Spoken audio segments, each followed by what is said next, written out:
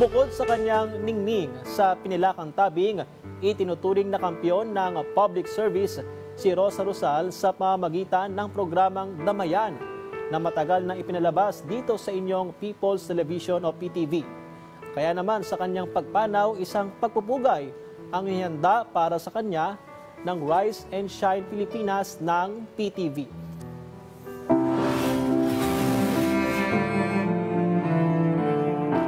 Sa mga araw ng tahimik na pag-alaala, unti-unting bumalik ang mga kwento tungkol sa isang huwarang Pilipina na nag-iwan ng malaking impluwensya sa buhay ng marami.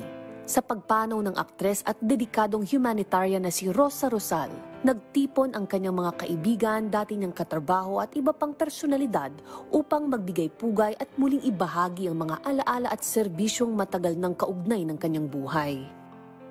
Nung bata ako, of course, I mean, talagang she really spoiled me with so much love. But she spoiled me with love, not with material things, with love. She was a doting mother in spite of her busy schedule. And up to the time that she passed, I'm blessed that, magkasama pa rin kami. Talagang for all those years, from start to end, kami pa rin.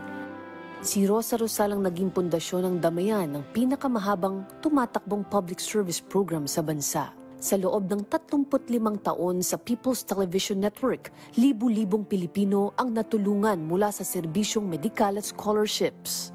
Hindi siya nagpipili kung sinong tutulungan at hindi lang certain na type of help. Kahit halimbawa, dugo, or kaya nawawala na bata, anything to do with sakit. Tapos yung mga ibang mga couples na hindi nila kayang magkaroon ng sarili nilang mga anak ay tinutulungan po niya magkaroon ng baby. Para sa mga nakatrabaho niya, si Rosa Rosal ang mukha ng tulong na mapagkumbaba at tapat. Dahil dito, ginawaran siya ng Ramon Magsaysay Award for Public Service noong 1999, isa sa pinakamataas na pagkilala para sa isang Pilipinong naglilingkod sa kapwa. Service above self, because she does things beyond what is really necessary just to be able to help others. Hindi rin matatawaran ang kanyang kontribusyon sa Philippine Red Cross, isang institusyong tumutulong sa mga nangangailangan sa gitna ng krisis at sakuna.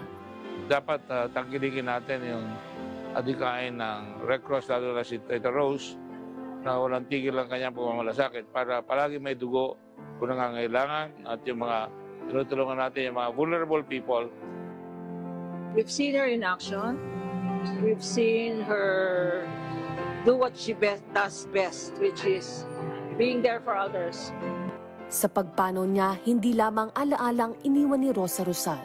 Iniwan niya rin ang isang pamana ng malasakit. Paalala na ang tunay na serbisyo kapag ginawa ng buong puso ay patuloy nananatili sa alaala at sa puso ng marami.